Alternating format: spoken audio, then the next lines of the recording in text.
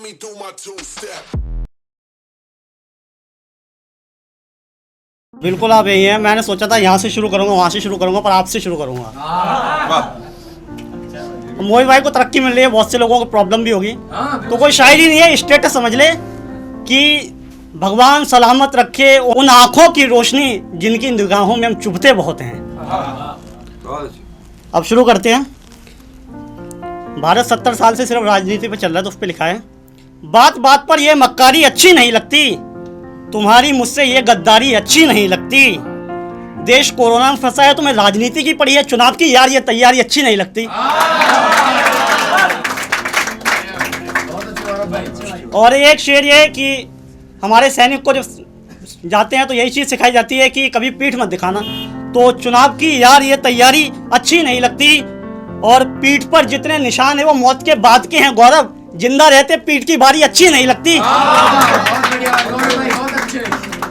और जिंदा रहते पीठ की बारी अच्छी नहीं लगती। और यार पाकिस्तान अगर दम है तो दो दो हाथ कर ले तू, रोज रोज की गोलाबारी अच्छी नहीं लगती।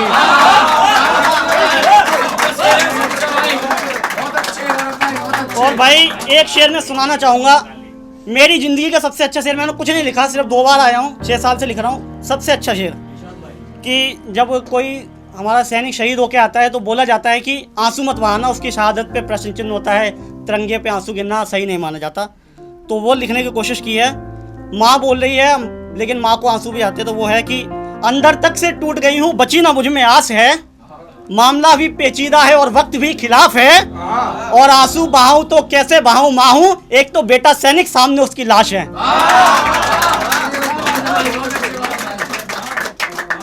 और अमीर बहुत लोगों को प्रॉब्लम है, वो अमीर है मैं गरीब हूँ। अब मैं बताता हूँ अमीर कोई नहीं होता, सारे हमारे जैसे होते हैं। वो सुनिए, वैसे तो उसको मैंने गड्डी गिनते देखा है, महंगे महंगे कोट पैंट भी उसको पहनते देखा है, और जो बात करते हैं बड़ी बड़ी गाड़ियों में घूमने की, राशन कार्ड की लाइन में सबसे पहले खड़े देखा है। और इस लाइन पे आप जितना हंस सकते हंस लेना, राशन कार्ड की लाइन में सबसे पहले खड़े देखा है। और बस ड्राइवर को नींद आए भी तो कैसे आए, 1 2 3 सीट नंबर पे हमेशा लड़की को देखा है।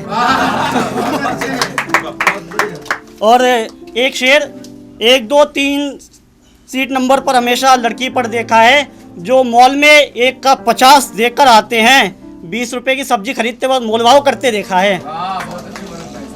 और एक कोशिश है इस पे यार थोड़ा सा ध्यान दीजिए, 20 रुपए की सब्जी खरीदते वक्त मोलभाव करते देखा है। और निर्भया दामनी जैसी बहनों को इंसाफ मिले भी तो कैसे, अदालत में चंद पैसे ना सबूत बिकते देखा है।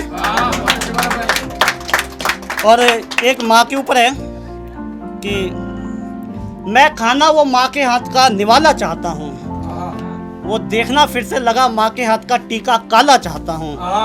और जन्नत में माँ को ले जाने की बात तो नहीं करता, पर हर वृद्धाश्रम में ताला चाहता हूँ। और माँ के ऊपर थोड़ा सा और लिखा था कि माँ की गोदी में था तो लगा संसार डोल आया, माँ के जितना नहीं मैंने किसी का मोल पाया, और वो ठिठुरती रही सर्द हवाओं से सारे सफ़र में, मैं तो आराम से ओढ़कर माँ की सौल आया। मैं तो आराम से ओढ़कर माँ की सौल आया। और कान्हा भाई तवज्जो चाहूँगा इस शेर पर, मैं तो आराम से ओढ़कर माँ की सौल आया। और वैसे तो मैं भड़कता नहीं किसी बात पे गौरव, माँ के बारे में जो सुना तो खून खौलाया। माँ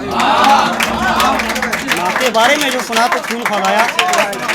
और एक मैंने मोहित भाई को लास्ट टाइम प्रॉमिस किया था कि पिताजी पे कुछ लेके आया हूँ, तो वहाँ पे चलते हैं कि कभी माँ का इलाज, कभी बच्चों की किताब, कभी नए घर का सपना, कभी पिताजी का चश्मा, कभी घर की सिकनेस, कभी बच्चों के साथ पिकनिक, सबकी ज़रूरतों को पूरा करने के लिए क्या कुछ नहीं किया, पर अपनी ही ज़रूरतों को क्यों पीछे छोड़ दिया।